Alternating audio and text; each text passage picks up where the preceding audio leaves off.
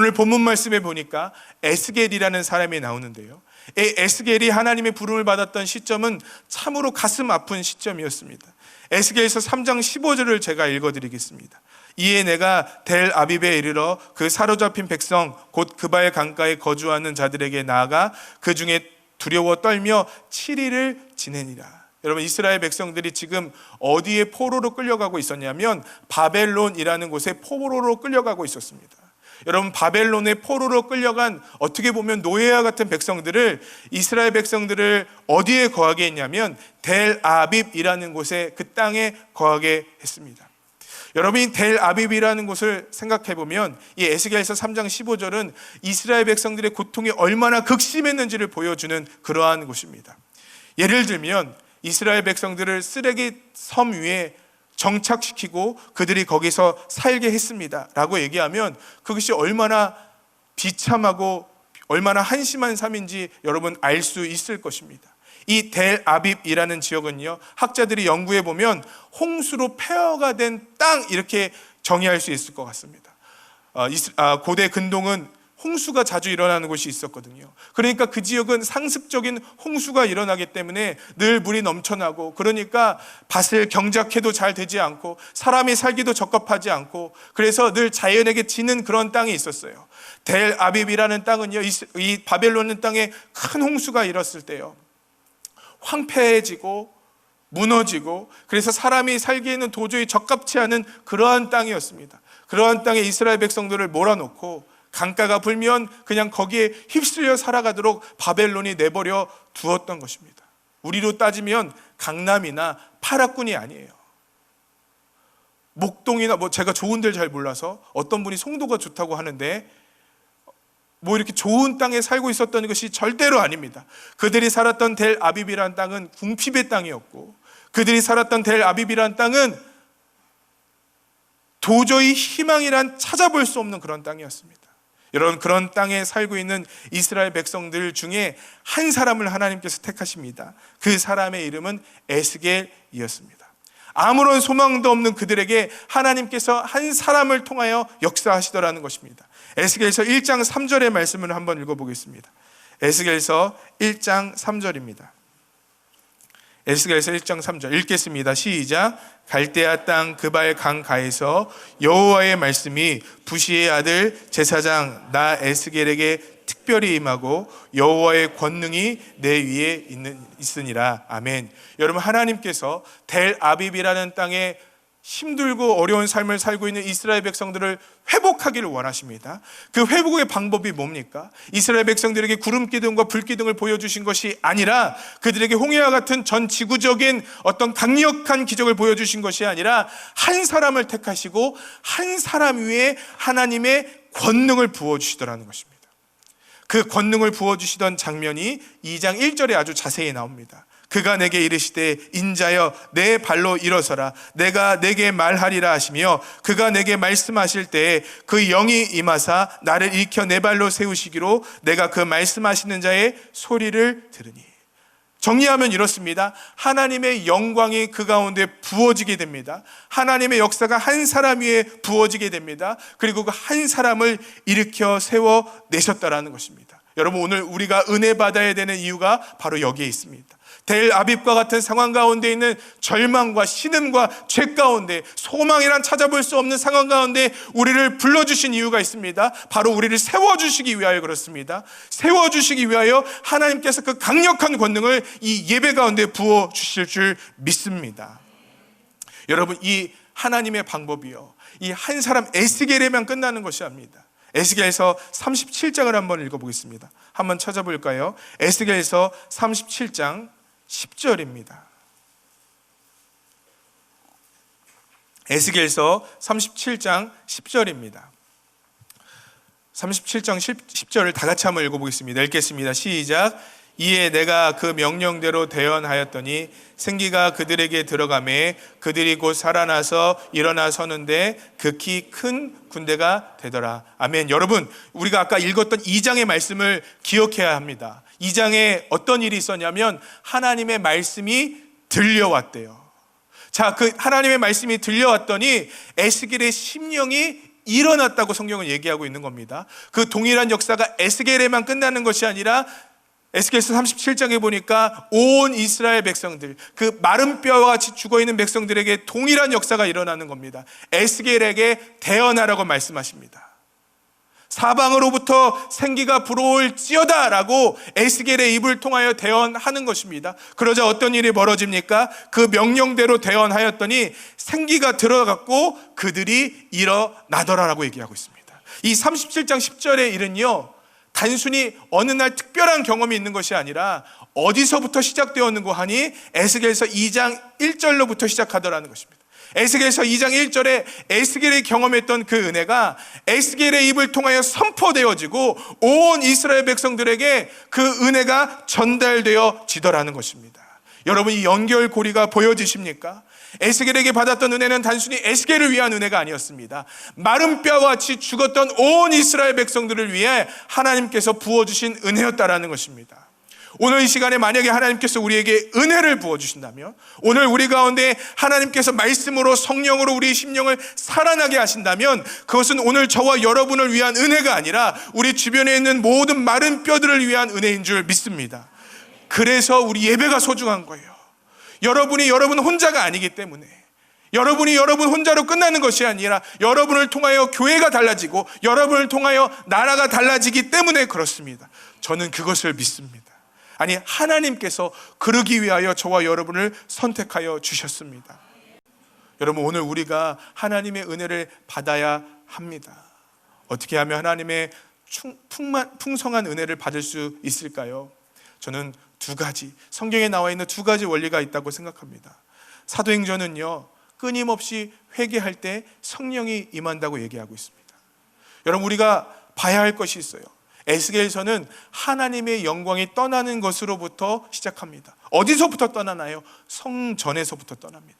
여러분, 이 성전은 단순히 필그림교회 예배당이 아닙니다. 그 당시에 성전은 이스라엘 백성들이 거룩하다고 생각했고 하나님의 영원하신 약속이 그 위에 머물러 있다고 생각했고, 그렇기 때문에 성전에는 절대로 하나님의 영광이 떠나지 않을 거라고 생각했습니다.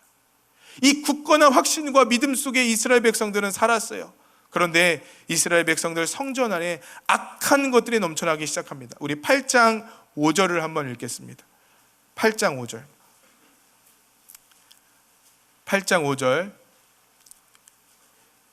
읽겠습니다. 시작. 그가 내게 이르시되 인자야, 이제는 너는 눈을 들어 북쪽을 바라보라 하시기로 내가 눈을 들어 북쪽을 바라보니 제단문 어기 북쪽에 그 질투의 우상이 있더라. 여러분, 성전 북쪽에 질투의 우상이 있어요. 레위기 할 때 우리 같이 나눴죠. 북쪽은요, 예배가 시작되는 시점입니다. 이 시작되는 시점에 벌써 우상이 들끓고 있었어요. 12절을 보겠습니다. 12절 읽겠습니다. 시작. 이스라엘 족속 장로들이 각각 그 우상의 방한 어두운 가운데서 행하는 것을 내가 보았느냐. 그들이 이르기를 여호와께서 우리를 보지 아니하시며 여호와께서 이 땅을 버리셨다 하느니라. 방 안에 우상이 있었대요. 14절에 보니까 읽겠습니다. 시작. 그가 또 나를 데리고 여호와의 전으로 들어가는 북문에 이르시기로 보니 거기에 여인들이 앉아 단무스를 위하여 애곡하더라. 여러분, 단무스라는 듣도 보도 못한 신을 섬기고 있다라는 것입니다. 여러분, 이스라엘 백성들의 섬겼던 그 성전은요, 하나님의 영이 더 이상 거하실 만한 성전이 아니었습니다. 그러니까 하나님의 영이 어떻게 됐죠? 에스겔서 10장에 보니까 여호와의 영광이 성전을 떠나시게 되어 버렸다라는 것입니다. 여러분, 신약에서는요, 우리의 몸이 하나님의 거룩한 성전이라고 말씀하고 계십니다. 아멘이시죠? 여러분 안에 거룩하신 성령께서 역사하셔야 한다고 성경은 얘기하고 있습니다. 중요한 것이 있어요. 성령께서 거하실 만한 환경이 되어져야 합니다. 여러분, 오늘 우리 가운데 성령께서, 우리 안에 내주하시는 성령께서 여러분 가운데 강하게 역사하길 원하십니까? 그러면 성령이 역사하실 만한 환경이 되면 되는 거예요. 우리 마음의 우상을 부셔뜨리는 것입니다. 우리 안에 숨겨져 있는 죄악을 꺾어 버리는 것입니다. 그게 성령께서 우리를 사로잡으시는 유일한 비결이지 않겠습니까? 여러분, 우리 다른 사람 속일 수 있어요. 우리 다른 사람 속일 수 있어요. 순진한 척, 은혜 받은 척, 거룩한 척 할 수 있어요. 여러분, 그러나 하나님은 속이지 못하세요. 하나님이 보고 계세요. 하나님이 보고 계시더라고요. 회개는 그것으로부터 이루어지는 것입니다. 내 안에 숨겨져 있던 악한 것들이 주님 물러나게 하여 주시옵소서. 성령께서 역사하시려고 하는데 성령께서 도무지 계실 수 없는 그 악하고 모난 성품 위에 우리 주님의 은혜를 구하고 있다면 아닙니다. 여러분, 우리의 그릇을 갈아엎어야 합니다. 그것이 회개입니다. 여러분, 저를 위해 기도해 주셔야 할 건, 아니 제가 결단한 건 하나님, 사람들의 평판은 나에게 중요하지 않습니다라고 기도했어요. 성도들이 나에게 쳐주는 박수는 저에게 중요하지 않습니다. 오직 주님이 나를 아시오니, 오직 주님이 나를 아시오니. 성도님들, 다른 사람들이 여러분을 어떻게 평가하는지 물론 그것도 중요하죠. 그러나 하나님께서 여러분을 어떻게 보실지, 그게 더 중요한 것 아니겠습니까? 어느 한 한국 기독교 신학자가, 역사 신학자가 1907년에 있었던 대부흥에 대해서 이런 식으로 평가합니다. 1903년 원산, 1907년 대부흥 운동, 1909년 백만 구령 운동으로 이어지는 회개, 중생, 성화에 이르는 기독교 본질을 한국 교회가 체험하게 되었다는 거예요. 이 체험의 시작이 무엇일까요?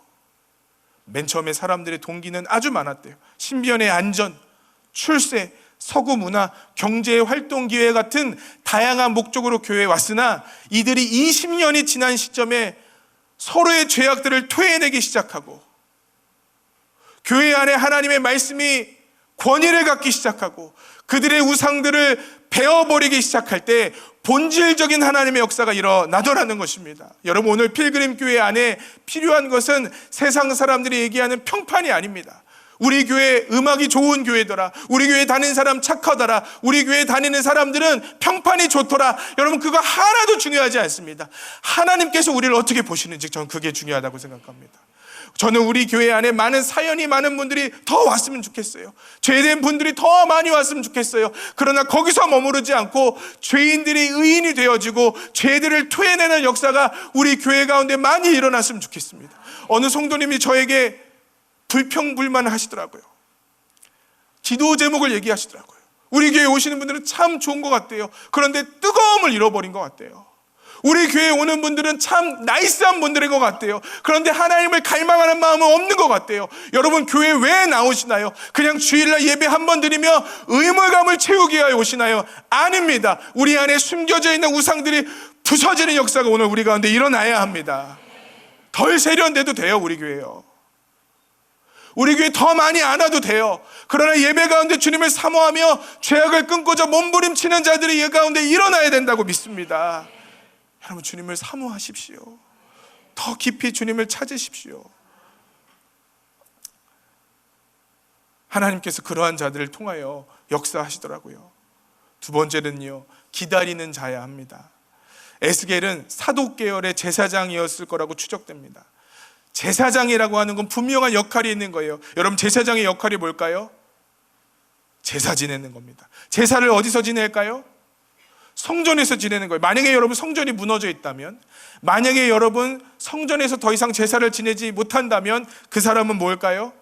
저는 성경에 나와 있지 않지만 이 단어를 붙이고 싶습니다. 그 사람은 실업자입니다. 여러분, 제가 필그림 교회 목사예요. 필그림 교회 목사인데 우리 교회 임대가 끝나서 더 이상 필그림 교회 예배 드릴 곳이 없어요. 그럼 저는 뭐가 될까요? 되게 크게 얘기하시는, 기쁘신가요? 저 실업자 될 거예요. 다른 교회에 빨리 들어가거나 예배를 인도할 수 있도록 뭔가를 해야 할 것입니다. 여러분, 에스겔은요, 실업자였어요. 하나님에 대한 모든 신뢰와 기대가 깨어졌던 사람일 것 같습니다. 하나님을 어쩌면 원망해도 되는 사람일 것 같습니다. 여러분, 그런 사람에게 하나님께서 강권적으로 나타나 역사하셨어요. 그게 에스겔서 1장 28절에 나와요. 우리 28절을 다 같이 한번 읽어보죠. 28절 읽겠습니다. 시작. 그 사방 광채에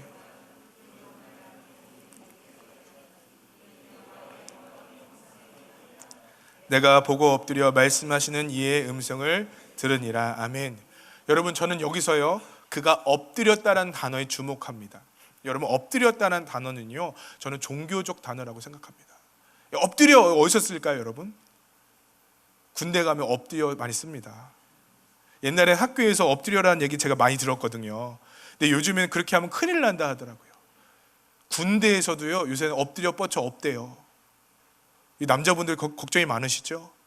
군대에서 얼차려 못 준대요, 이제는요. 신비형 교육대에서만 할 수 있습니다. 여기서 엎드려라는 단어는 다른 사람을 신체적으로 억압하는 태도가 아닙니다. 이거는요, 분명히 종교적 태도입니다. 그가 엎드렸대요. 제가 간혹 보면 예수 믿는 사람과 안 믿는 사람을 구별해내는 아주 좋은 방법이 있어요. 그게 뭔지 아세요? 처음 보는 사람도 구별할 수 있어요. 어떤 사람이 가다가 물을 먹다가 예를 들어서 물을 흘렸어요. 근데 어떤 분들은 아버지 그러는 분들이 있어요. 차를 타고 가다가 운전을 하는데 그 앞에 차가 갑자기 서요. 급브레이크를 밟았는데 주여 그러고 서는 사람이 있어요. 누가 봐도 예수님 믿는 사람들이, 그렇죠? 여러분 친구 교회 한 번도 안 다닌 분들이 아버지 그러나요? 보통 그럴 때 엄마 이렇게 얘기를 하지. 그러니까 아버지 그러는 사람들은 뭔가 이 기도를 많이 했거나 주여 그러는 사람들, 이게 입에 밴 사람들이에요. 왜 입에 뱄을까요? 많이 했으니까 그렇죠. 이게 익숙하니까 그렇죠. 기도 막 한 5분 하는 사람들 어디 가다 아버지 이거 절대로 안 나와요. 이거 전문적 용어입니다, 여러분. 어디 가다 주여 이거 절대로 안 나옵니다. 그 기도 좀 한다는 사람들이 그런 거 나오는 거거든요. 오늘 하나님의 그 강력한 권능이 에스겔을 사로잡았습니다. 어떻게 해야 될지 모르는 거예요. 이거 말도 안 되는 비전 관상이 그에게 보여지기 시작합니다. 근데 그랬더니 그의 반응이 재미나요. 그의 반응이 어떻게 했냐면 그가 엎드렸대요. 엎드렸다. 이 말은 뭐냐면 그는 엎드려 있는 게 익숙한 사람이라는 거예요. 엄마 이거 하는 사람이 아니라 아버지 이게 나오는 사람이라는 거예요. 그는 하나님 앞에 기도하고 하나님을 기다리고 하나님이 예배하는 자리가 여전히 있었다라는 거예요. 여러분, 성전이 무너진 아무것도 할 일 없는 제사장이 뭐하러 하나님 예배하고 뭐하러 하나님께 기도합니까? 그런데 여전히 그는 엎드리는 습관이 남아 있었다라는 겁니다. 1장 28절은 저는 그것을 보여주는 거라고 생각해요. 오늘 우리에게 필요한 것이 있습니다. 여러분, 우리의 기도가 응답되지 않아 보일 수도 있습니다. 우리의 나라가 하나님과 멀어지는 것처럼 보여질 수도 있겠습니다. 그러나 기도해야 되고, 그러나 주님을 예배해야 되고, 그러나 주님을 기다리는 자리가 있어야 합니다. 여러분, 다니엘과 세 친구, 그는 성전이 무너졌지만 하나님께 기도하는 유대적 습관을 버리지 않았어요. 그 사람들에게 하나님께서 역사하시지 않습니까? 사무엘의 시대 한번 보세요. 사무엘의 시대는요, 여호와의 말씀이 희귀하여 그 이상이 흔히 보이지 않는 시대였대요. 이상이 흔히 보이지 않는 시대, 제사장도 하나님의 음성을 분별하지 못하는 시대, 제사장도 하나님의 역사를 바라보지 못하는 시대였어요. 그런데 어느 한 아이는 하나님의 음성을 듣습니다. 사무엘서 3장 3절입니다. 하나님의 등불은 아직 꺼지지 아니하였으며, 여러분, 하나님의 등불이 꺼지지 아니하였다, 하나님의 역사가 아직도 있다라는 거예요. 그런데 그 하나님의 역사가 어떤 사람들에게 들려집니까? 하나님의 궤에 있는 여호와의 전 안에 누워있는 사무엘에게, 주님과 가까웠던 사무엘에게. 여러분, 주님의 음성을 들을 그 자리에 오직 사무엘만 있었어요. 엘리 제사장은 없었어요. 홈리와 비느하스는 그 근처에 얼씬도 하지 않았습니다. 오직 사무엘만이 그 자리를 지키고 있었습니다. 여러분, 오늘 여전히 그 자리에 앉아있을 사람들이 필요합니다. 그 사람들을 통해 역사하시는 거예요. 여러분, 예수님의 승천을 본 사람들이 고린도전서에 보면 500명이래. 500명. 그럼 성령을 받은 사람이 몇 명일까요? 120명. 그럼 여러분, 500 빼기 120은 얼마인가요? 280명은 회개하시기 바랍니다. 380명. 380명 어디 갔나요? 떠났어요. 380명 어디 갔나요? 사라졌어요. 어떤 사람들은 얘기합니다. 기도한다고 뭐가 달라져? 예배한다고 뭐가 달라져? 그거 세상을 도피하고 피하는 거 아니야? 여러분, 그렇지 않아요. 500명에서 왜 120명만 남았을까요? 380명은 어디 갔을까요? 기다리는 자리는 힘든 자리예요. 기다리는 것은 정적이고 수동적인 것 같지만요, 영적으로 보면 엄청난 싸움과 영적으로 보면 엄청난 투쟁이 있는 자리입니다. 그 자리를 지키고 남아있었던 120명의 성도들에게 성령의 충만함이 부어졌다는 사실이에요.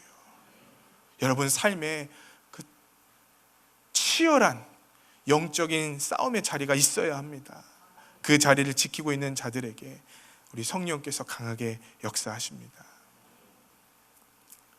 여러분, 에스겔에게 하나님의 영이 부어졌습니다.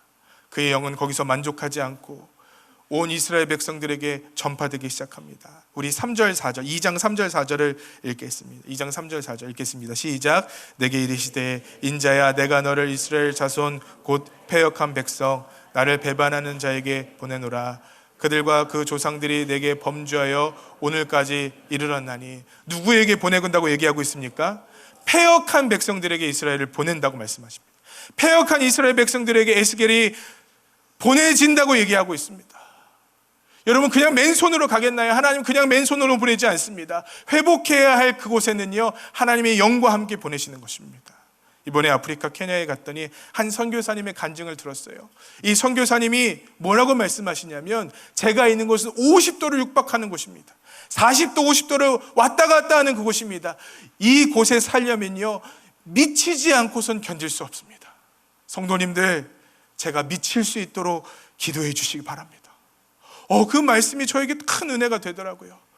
성도님들, 제가 미치도록 기도해 주시기 바랍니다.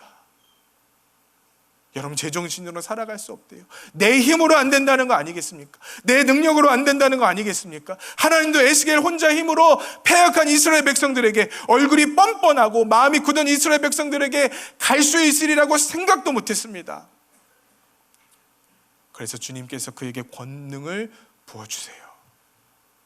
여러분, 오늘 우리 이것 갖고 세상을 향해 나가자고요.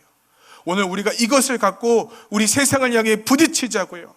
설교의 마지막을 오카는 목사의 설교로 마치고 싶습니다. 오카는 목사님께서 1907년 대부흥 운동을 기억하기 위하여 어떤 한 집회에서 설교를 하셨습니다. 그 설교의 마지막입니다. 우리의 힘으로 안 됩니다. 우리의 능으로 안 됩니다. 오직 하나님의 신으로 할 수 있습니다. 한국교회는 하나님의 성전이 된 우리를 깨끗하게 청소하실 성령의 초자연적인 역사가 절실히 필요합니다. 이를 위해 100년 전과 같이 하나님께서 하늘을 가르시고 이 땅에 강림하셔서 아낌없이 부어주셨던 성령의 불, 회개의 영을 다시 부어달라고 힘을 다해 부르짖어야 될 것입니다. 부르짖고 문을 두드리면 주께서 응답하실 줄 믿습니다. 너희가 악한 자라 할지라도 자녀에게 좋은 것을 줄 줄 알거든 하물며 하늘에 계신 너희 아버지께서 구하는 자에게 성령을 주시지 않겠느냐. 성령을 주시지 않겠느냐. 우리 하나님의 약속입니다.